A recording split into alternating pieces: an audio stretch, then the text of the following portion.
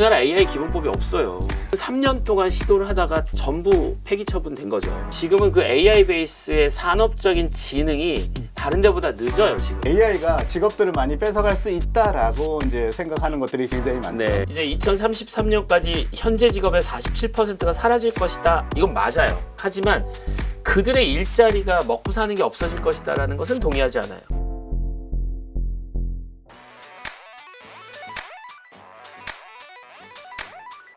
지난 시간에 이어 이번에는 AI 윤리에 대해서 이야기해 보도록 하겠습니다. AI 윤리 문제가 요새 굉장히 화두인데 우리나라는 AI 기본법이 없는 상황인데 이 부분에 대해서 어떻게 생각하시는지?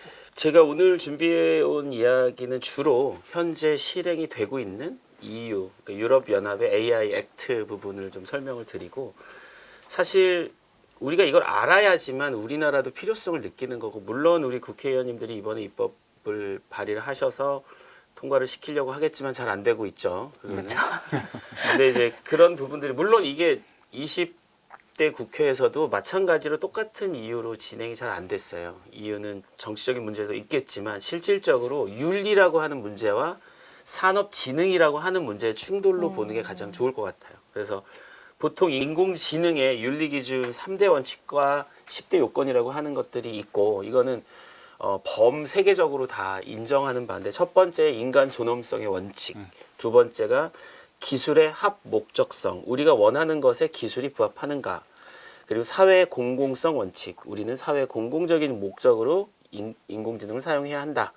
그 중간에는 휴먼 센트릭, 인간성이라고 하는 부분이 남아있고, 10대 요건들은 인권 보장하자, 프라이버시 보장하자, 다양성 존중하자, 침해를 금지하자, 공공성 극대화, 연대화 협력, 데이터 관리, 책임성, 안전성, 투명성. 다 옳은 말입니다. 다 옳은 말이고, 이거는 반드시 다뤄져야 될 컨텐츠고 카테고리라는 건 인정은 하지만, 사실 이것보다 우리가 기본적으로 왜 AI 윤리가 필요한가라는 부분에 대해서는 좀 철학적으로 좀 접근할 필요가 있어요. 이 현재 보시는 이 그림은 아테네 학당이라고 하는 1510년의 라파엘로의 그림인데, 가운데 두 분이 딱 책을 들고 있습니다. 이렇게. 왼쪽에 계신 분은 플라톤이고 오른쪽에 계신 분은 아리스토텔레스예요. 플라톤이 들고 있는 책은 티마이오스라고 하는 책이고요. 이 아리스토텔레스가 들고 있는 책은 에틱스라고 하는 윤리에 관련된 책이에요. 그래서 과학과 우주와 이상에 대한 이야기를 합니다. 이 티마이오스는 번역돼서 우리나라에 들어온 지 한 3년 정도밖에 안 된 책이에요. 그리고 윤리학이라고 하는 책은 잘 알려진 윤리와 정치와 현실을 이야기하고 있는데, 티마이오스라고 하는 책의 내부를 읽어보면 이건 고대 그리스 철학의 핵심 책이에요. 우주, 자연, 이상에 대한 이야기인데, 거기에 데미우르고스라고 하는 하나의 괴물이 나옵니다. 어떻게 표현을 하고 있냐면 지성적인 건축가, 세계의 생성자. 데미우르고스는 완벽하고 이상적 형상을 따서 조화로운 물질 세계를 창조하는 신적 존재이다. 이렇게 얘기를 하고 있습니다. 어찌 보면은 이 티마이오스라고 하는 책에서는 이미 인공지능이라고 하는 부분을 건드렸지 않냐라는 해석도 될 수 있고요. 물론 여기서는 또 어떤 것들이 나냐면 클로닝도 나옵니다. 인간은 복제될 것이다. 이런 이야기도 티마이오스. 2000년 전의 책이라는 거죠.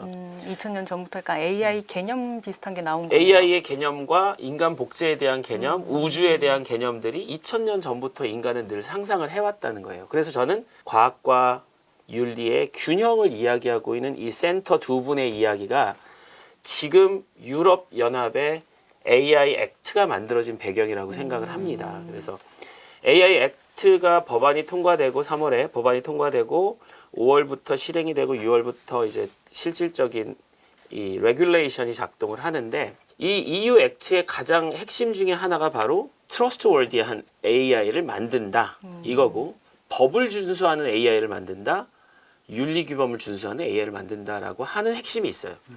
여기에 또 핵심이 뭐냐면, 여기 EU 액트에서 새롭게 정의한 게 뭐냐면 AI 시스템을 정의합니다. 이 AI 시스템이라는 것은 자율적으로 작동할 수 있게 설계된 것, 이렇게 돼 있고, 목적에 따라서 물리적 또는 가상 환경에서 예측, 권고, 결정과 결과를 생성하는 기계 기반의 시스템이라고 정의를 하고 있습니다. 그러면서 그동안 가지고 있었던 AI 모델들이 기계 베이스의 시스템과 결합이 될 때 윤리적인 강령을 얘기하고 있는 겁니다. 어떤 거랑 똑같냐면, 우리가 아이들에게 글 쓰는 법과 책 읽는 법을 가르쳐 줬을 때 그 아이는 세상에 나오기 위한 어떤 소통의 툴을 배운 거잖아요. 근데 이 아이가 스스로 자기의 힘으로 글을 읽고 글을 쓰게 되면서는 뭐가 바뀌는 거냐면 네트워크가 바뀝니다. 기존의 네트워크는 엄마나 선생님이 가르쳐주는 글 쓰는 방법, 글 읽는 방법 요거였다면 변화된 네트워크에서는 새로운 세상으로 나가기 위한 네트워크가 완전히 바뀌는 거예요. 똑같은 현상으로 AI 모델들은 그냥 아이가 책 읽는 정도의 글을 쓸 수 있는 정도의 모습이었다면 이 아이가 세상으로 나갔을 때 네트워크가 바뀌는 현상에서 시스템과 결합이 될 때 결국 우리 어른들이 해줘야 되는 것들은 아이에게 윤리를 가르치는 거거든요. 옳고 그른 것을 분명히 판단할 수 있게 하는 그 윤리를 가르쳐야 되는데 EU 액트의 가장 큰 의미는 AI 모델이 시스템과 결합될 때 새로운 세상이 열린다. 그때 AI 윤리는 어떻게 할 것인가 라고 하는 상당히 철학적인 개념을 포함시켰다는 거예요. 그래서 이 EU 액트의 가장 핵심들이 첫 번째 포괄적인 규제, 레귤레이션이고 그리고 이제 2026년부터는 유럽 전면 시행이 돼야만 하는 액트입니다. 그리고 내용을 잠깐 살펴보면 리스크 베이스로 4단계를 나눠놨어요. 지금 개발하고 있는 우리의 General Purpose AI 모델이라고 하는 GPAI라고 합니다. GPAI는 어디다 사용되든지 간에 목적이 맞으면 그 목적에 맞는 기술 쪽의 모델들이지만 얘들이 첫 번째 미니멀 리스크, 두 번째 트랜스페어런시 리미티드 리스크, 세 번째 하이 리스크, 가장 높은 단계가 unacceptable risk라고 되어 있는 허용할 수 없는 위험, 그다음에 아주 고위험, 투명하거나 제한적인 위험, 그리고 최저 위험. 이 4단계로 나눠서 액트가 구성이 되어 있습니다. 그래서 첫 번째는 unacceptable. 가장 높은 거는 어떤 거냐면 잠재의식을 건드리는 심리적으로 인간의 잠재의식을 건드리는 manipulation. 이거나 아동 또는 장애인. 그러니까 어떤 판단과 행동이 본인의 의지로 안 되는 사람을 건드리는 AI는 또 안 됩니다, 이게. 그리고 공적인 범위에서 사회적인 평가, 정치적으로 사용된다거나 뭐 지자체를 평가한다거나 이런 면에서 AI가 인간의 영역을 건드리면 안 된다. unacceptable 하다라고 한 겁니다. 직장과 교육 환경에서 이 사람들의 감정을 추론하거나 실시간 생체 정보 기반을 추적하는 걸 금지하고 있습니다. 그러니까 이게 구체적이라고 제가 말씀드리는 이유가 우리나라 AI 기본법이 없어요. 아예 이런 것들이 없죠.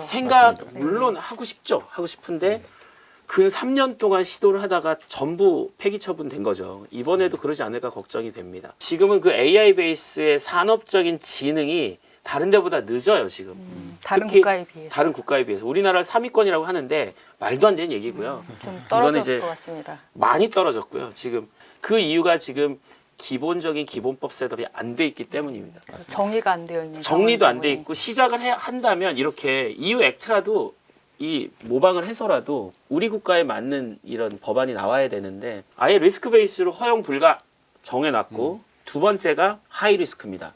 하이 리스크에서는 엄격한 조건하에서 사용할 수 있게 풀어줄 거야. 그런데 생체 인식 안 돼. 이거는 생체 인식에 해당하는 EU 액트 이 안에 10가지 조건을 만족시켜야지만 생체 인식 AI 개발 가능. 그리고 국가를 건드리는 중요한 인프라, 그 인프라에서는 몇 가지 조건을 통과해야 돼. 교육 및 직업훈련, 고용근로자 관리, 공공서비스 혜택, 그리고 법 집행에서도 AI를 사용하고 싶다면 이런 규제를 다 통과해야지 쓸 수 있어 라고 정의를 해놓고 있습니다. 세 번째가 투명하지만 제한적으로 간다. 이거 어떤 거냐면 AI가 나 AI야 라고 말하라는 거예요. 생성된 컨텐츠는 반드시 표시되고 감지할 수 있게 해라. 이런 겁니다. 그리고 배포자는 반드시 개인에게 알리고 데이터 규정을 준수를 해라라는 거고 특히 예속적이거나 허구적인 컨텐츠 이게 재밌는 거 이렇게 재밌게 구체적으로 만들어져 있어요. 예속은 뭐냐면 게임. 근데 허구적인 거는 농담. 할 수 있잖아요, AI가. 예속적이거나 허구적인 그런 농담이나 게임 같은 거는 즐거움을 해치지 않는 방식으로 생성된 건 오케이. 하지만 거기서 인간에게 그 피해를 준다거나 악영향을 주는 컨텐츠면 안 된다. 이렇게 제시를 하고 있습니다. 그리고 상호작용이 노출이 딱 시작될 때는 지금부터는 AI하고 대화하는 겁니다. 라는 명시를 해야 된다라고 하는 것들이 제한적 위험 AI인데 스마트 홈 기기에는 제한적용 AI 시스템을 도입해야 된다. 맞습니다. 그리고 AI 챗봇. 이게 가장 애매해졌습니다. 지금 AI 챗봇을 기계로 볼 것인가 아니면 시스템으로 볼 것인가 하는 그 부분에 이제 고민들은 남아 있는 것 같고요. 그리고 마지막이 행동 강령을 각자 만들어서 미니멀한 거는 스스로 판단해서 이건 사용을 해도 돼. 풀 수 있는 거 풀자. 각 국가별로 회원국이 알아서 코드 오브 액션, 코드 오브 컨덕트를 만들어서 자발적으로 권고를 하자. 결국 범용 모델 개발자들은 우리나라가 세계 3위권인 건 맞거든요. 그 범용 AI 모델을 시스템과 연계를 시키기 전에 개발할 수 있는 산업적인 지능을 먼저 해놓고 시스템 개발을 할 때 윤리 부분이 도입될 수 있는 기본법들이 필요한 거죠. 그래서 기본법이 만들어지면 저는 그 다음 단계는 그래 이렇게 범용적으로 쓸 것들은 어떻게 지능을 시켜줄게 라고 하는 지능법이 또 필요합니다. AI 윤리로 관련해 가지고 문제가 되었던 사례가 있을까요? 네네. AI가 실제로 여러 가지 뭐 좋은 점도 있지만 문제가 됐던 게 실제로 AI가 젠더를 이제 차별한다든가 아니면 이제 혐오적인 것들을 이제 부각시킨다든가 하는 것들. 그래서 실제로 그 AI가 생성해내는 인물들은 유색인종이 별로 없습니다. 또 좀 충격적이었던 거는 이 구글 제미나이 이쪽은 고령화 사회 어떻게 해야 돼? 근데 끝까지 질문을 하다 끝에 가서 인간은 사회 짐이야 없어져야 돼. 맞아요. 이런 이야기를 기사도 했다는 한번 것들. 났었죠. 맞습니다. 그게 이제 윤리가 빠진 아이가 한 7살 때쯤 돼가지고 엄마가 밥을 막 먹을 때 이 시금치 먹으라고 하니까 시금치는 죽어버려야 돼 하는 그런 느낌. 그런 느낌. 윤리를 못 배운 아이가. 약간 예. 날 것 같은 느낌이죠. 그렇죠. 그렇죠.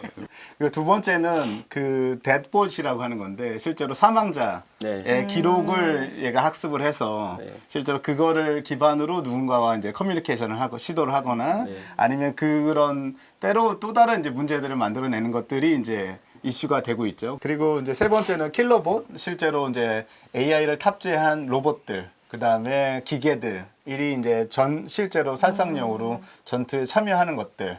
이때 AI가 전에도 말씀드렸지만 우리가 이게 1회 때 그쵸. 말씀드렸듯이 이게 부상병인지 네. 아니면 전투 맞아요. 영혼인지 아니면 민간인인지를 구분하지 못하는 네. 그런 아군인지 상황들이 적군인지도. 그렇죠. 조건도. 판단의 네. 어려움이. 예, 그런 부분들이 있기 때문에 아직은 시기상조다라고 네. 하는 거고요. 네 번째는 이제 AI의 자아, 네, 자유의지들. 최근에 읽은 책 네. 중에 유발 하라리의 넥서스라는 책이 나왔어요. 네. 나온 지 한 달 정도 된 것 같은데 거기에 AI가 종교를 만들 수 있을까? 이쪽으로 접근을 하고 가고 있는데 종교도 만들어질 것 같습니다. 맞습니다. 그리고 다섯 번째가 이제 AI가 직업들을 많이 뺏어갈 수 있다라고 이제 생각하는 것들이 굉장히 많네요. 우려들이 네. 많이 나오고 있죠. 그거는 이제 이미 일자리의 시사점들은 일단 소비자 상담 챗봇 나왔잖아요. 이거 AICC. AICC 컨택에서 하고 있고 그 다음에 어떤 데이터 수집 분석은 사실 저도 빅데이터 분석한데 저보다 잘하는 경우가 많아요. 그렇죠. 지금. 간편하기도 하고. 네, 그리고 클릭만 해도 바로바로 나오고 그리고 이제 저 같은 직업 선생님 더 잘 저는 지금 저를 개발하고 있기 그렇죠. 때문에 AI 선생님이 네, 있으시죠. AI 선생님이 더 잘할 수도 있고 우리나라 3대 로펌들은 AI를 다 도입했죠 이미. 그리고 쓰지 말라고 해도 안 쓰는 척하면서 다 쓰고 계세요. 그리고 왠지 죄책감에 쓰고 계시는데 저는 당당하게 쓰시라 이렇게 말씀드리고 싶고 이제 2033년까지 현재 직업의 47%가 사라질 것이다. 이건 맞아요. 맞을 수 있어요. 하지만 그들의 일자리가 먹고 사는 게 없어질 것이다라는 것은 동의하지 않아요. 이것은 직업이 사라지는 것은 맞지만 그 직업을 하고 있는 사람이 사라지는 건 아니거든요. 직무가 바뀐다는 거죠. 그 직무가 바뀌는 부분에서 저는 영국의 교훈을 좀 가져오려고 하는데 그게 레드 플래그 액트라는 거예요. 그러니까 이건 뭐냐면 빨간색 깃발을 들면 택시 천천히 가 이겁니다. 시골길에서는 어느 정도 가고 이 도시에서는 어느 정도 가. 레드 플래그 액트라는 게 왜 만들어졌냐면 1800년도 중반인데 30년 동안 싸웁니다. 마차의 직업과 택시의 직업이. 30년 동안 싸우면서 결국은 마부라는 직업은 싹 없어지고 택시가 늘어나는 쪽으로 그렇게 갑니다. 마부라는 직업을 옮겨준 거죠. 직무를 바꿔준 거죠. 근데 이거는 오래된 싸움이었기 때문에 오래 걸렸지 지금은 AI 시대는 그 당시와는 다르다는 거죠. 그 당시에는 증기기관차가 만들어지면은 사람들이 그 증기기관차를 망치와 도끼로 다 부쉈어요. 우리의 일자리를 없앤다라고 해서. 그리고 마차와 택시의 싸움도 30년 동안 있었고.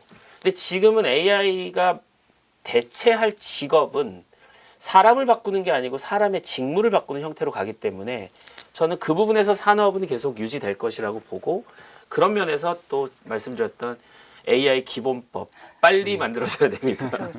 AI를 그럼 앞으로는 AI가 필수적으로 들어가니까 AI를 잘 활용하는 사람들이 좀 더 잘 나가게 되는 시대가 오겠네요. 그거는 조만간. 대표적으로 저기 한 분 앉아 아, 계시겠습니다. 저기 저분이 좋은 어떤 사례가 분이냐면 네. 저는 닷컴 때 미국에서 공부를 했습니다. 저분은 닷컴 때 돈을 버셨습니다. 아, 잘 활용하셨네요. 우리나라의 네이버 다음 뭐 이런 회사들이나 카카오, 그리고 외국의 마이크로소프트, 구글 이런 회사들은 닷컴을 잘 타고 나오신 분들이 이렇게 그러네요. 성공을 한 네. 경우니까 저는 지금부터의 10년은 AI로 또 이 시장을 잘 읽고 잘 보고 잘 사용하는 사람들이 맞습니다. 돈을 또 벌지 않을까. 그래서 저는 조성범 대표님하고 친하게 지내려고 그러고 있습니다. 이번 시간에는 AI 시대 윤리에 대해서 얘기를 해봤는데요. 다음 시간에는 더 재밌는 테크와 경제 이야기로 찾아뵙도록 하겠습니다. 오늘 두 분 고생 많으셨습니다. 네. 감사합니다. 트럼프하고 머스크하고 일론 머스크하고 공동 정부 꾸릴 것 같아요. 아 그래서 그 오픈 AI 쪽도 막 요새 막 일부러 뭐 난리도 친한 아니고 척하고 친한 척하고 난리도 아닌 거야. 그러니까 이제 다음 시간에는 그런 이야기를 해보도록 하겠습니다.